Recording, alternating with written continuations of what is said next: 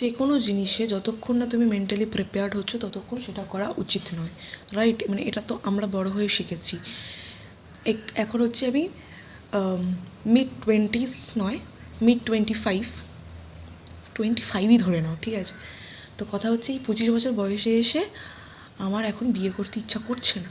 আমি এখন just start করেছি লাইফটাকে এক্সপ্লোর করা, নিজেকে নিজে বুঝতে শিখেছি, নিজেকে নিজে কন্ট্রোল করতে শিখেছি। নাহলে কদিন আগে পর্যন্ত লোকের কথা আমি কান্নাকাটি করতাম। আমি বুঝেছি কোনটা আমার জন্য ভালো, কোনটা আমার জন্য খারাপ।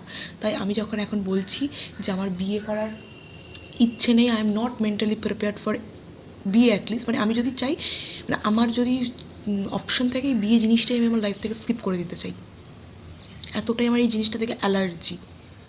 অনেক কারণ আছে, ঠিক আছে, যেটা একটা মেয়ে খুব ভালোভাবে বুঝতে পারবে।